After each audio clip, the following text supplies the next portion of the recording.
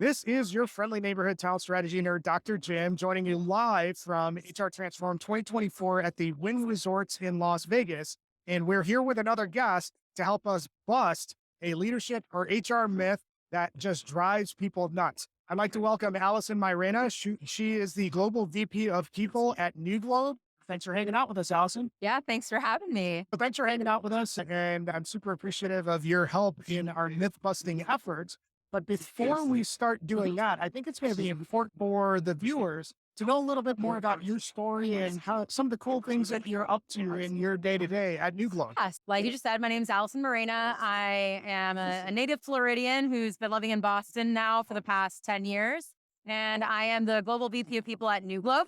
So we partner with governments in developing countries to bring technology and curriculum into public schools. And so the majority of where we work is in Nigeria, Kenya, Rwanda, and India. That's really interesting in terms of a company and a business model. What was it about the company that brought you into the organization? I actually started my career as an English teacher in China. And so I thought that I wanted to be an interpreter as a trade, but I really fell in love with teaching. And so the reason why I got into teaching was because I wanted to move to China and I needed to pay student loan debt, right? Most of us have it.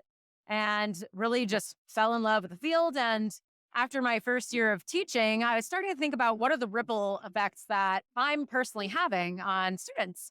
And I can only teach maybe 125, 150 students at any given time.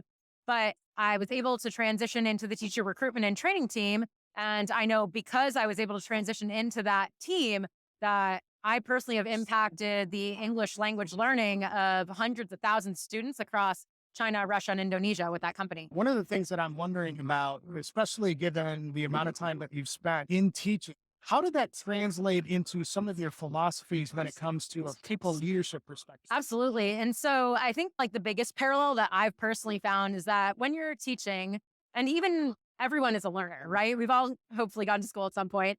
And students have different methods of learning. Some people are more auditory, some people are more visual, some people are kinesthetic. And you kind of have to think about that when not only when you're teaching to develop your lesson plans and delivery for your students, but also when you're a manager, you have to think about how your direct reports also will need to probably have a catered management style too. And so I think that's probably like the easiest parallel that I've found. All right, you ready to bust some myths? Oh, yeah. We've been talking to senior and executive leaders about their leadership or HR myths that just drive them bonkers. Mhm. So when you think about that, what's the one that gets you? The one that definitely gets me the most is when people say you can't trust HR or you should be afraid of HR. You should be afraid of HR. Why? Well, that's not a myth. Where that stems from is that originally back in the day when people teams were human resources teams and personnel teams, the function was formed to ultimately protect the business. But I feel like, especially in this modern day and age, and even as we're hearing from so many leaders that transform, that people functions genuinely care about the employees in their organization. Nobody goes into HR saying, yeah, let me protect a company, or woohoo, I really want to fire someone. Like that's the crappiest part of the job. And what we really do most of the time is advocate for our employees' needs and wants, because that's what makes a company successful is having our employees be engaged and happy. Fair point. I love how you expanded on that. So let's make it tactical. Sure. Now, when you're thinking about changing that perception or busting that myth, what are the things that people leaders and for HR leaders, what are the things that they should be doing to dispel that myth and get it more aligned with what the real work of HR looks like? Part of it is being open to having smaller group conversations and listening tours with employees. So much of our workforce is made up of Gen Z. Don't just have those conversations with your executive team. Yes, you should be getting executive buy-in, but you need to cater your approach accordingly. And so by having those conversations with those that are in entry level and more associate level positions, they can give you like very real candid feedback.